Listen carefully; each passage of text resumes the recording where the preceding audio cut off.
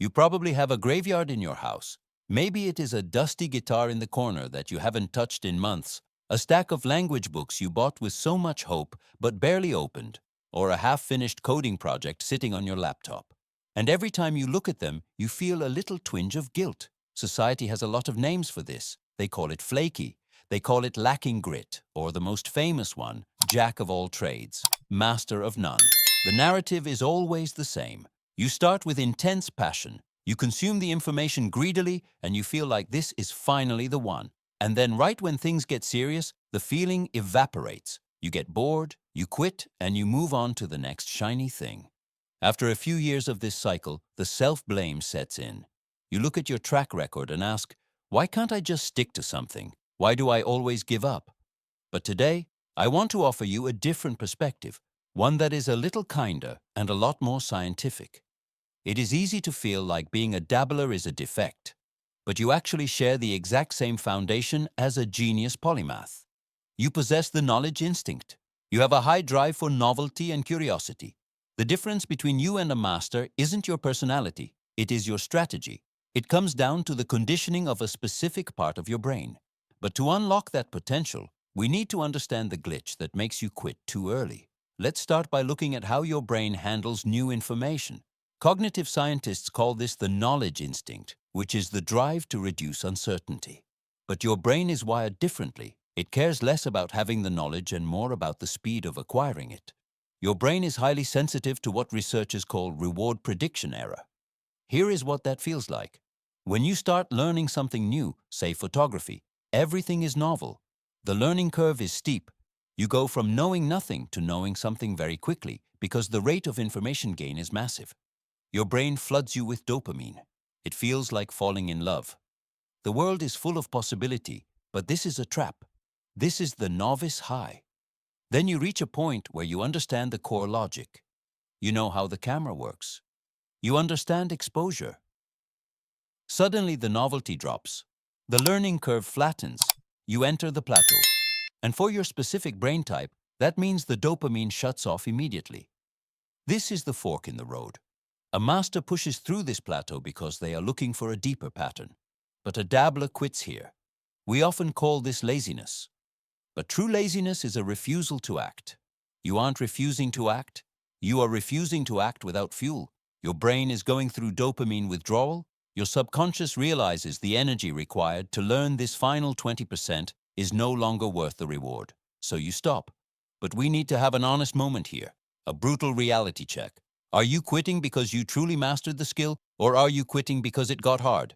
A dabbler quits because they hit the first obstacle, their ego takes a hit, and they run away. That is just fear. And the reason you give into that fear is because a specific muscle in your brain is weak. We often talk about grit or willpower as if they are magical character traits. You either have them or you don't. But neuroscience shows that tenacity is physical. It lives in a specific brain region called the anterior mid-cingulate cortex, or AMCC. You can simply think of the AMCC as a muscle inside your head. Research shows that this area engages when you do something that you do not want to do. If you love the task, the AMCC sleeps. If you hate the task but do it anyway, the AMCC fires. If you let this muscle bear weight, it grows. If you don't use it, it shrinks. For a dabbler, the AMCC is often like a weak muscle that cannot even lift a water bottle. Every time you felt a moment of boredom or frustration in the past, you quit.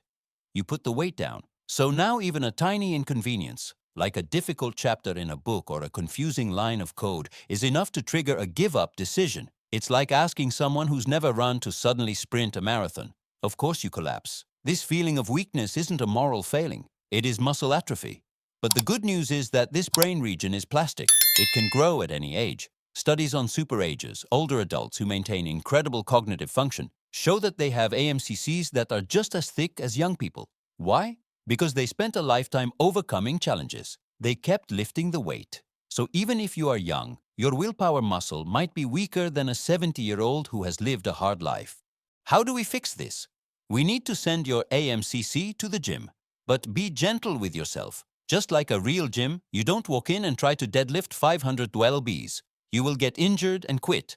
You need progressive overload. The rule is the 15% push. When you are practicing your new hobby and you feel that familiar urge to quit, That moment when the dopamine fades and the frustration starts, do not quit immediately. But also do not try to force yourself to work for another 4 hours. That is too heavy. Just push for 15% more. If you plan to read 10 pages and you want to stop at page 3, read to page 4, then stop.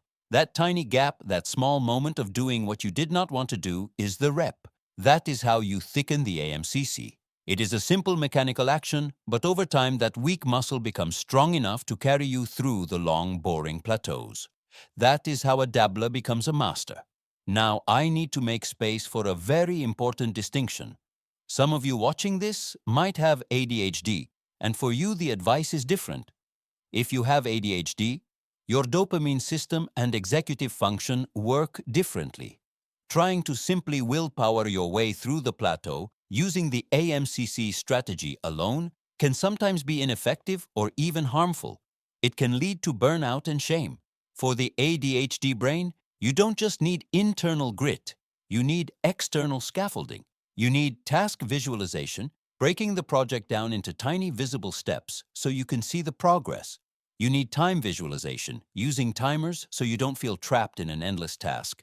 You need body doubling, working alongside someone else to borrow their focus. And you need gamification, adding artificial rewards to replace the missing dopamine. As I mentioned in my previous video on job crafting, you need to engineer your environment to support your brain. If you suspect you have ADHD, please use these external tools to assist your AMCC rather than just blaming yourself for being weak. There's one final barrier we need to address: boredom intolerance. The reason the plateau feels so painful is that your baseline for stimulation is too high. We live in a world of supernormal stimuli: TikTok, Instagram, sugar, video games. These things flood your brain with effortless dopamine. Compared to a 15-second video, learning a language or practicing an instrument feels incredibly slow and boring. Your brain is calibrated to high-intensity noise. So when you try to do the quiet work of mastery, you feel like you are suffocating. You need to actively treat this boredom intolerance. You need a dopamine reset. This doesn't mean living like a monk. It means practicing stimulus control during your work sessions. When you are engaging in your hobby, put the phone in another room. Turn off the music. Allow yourself to feel the boredom.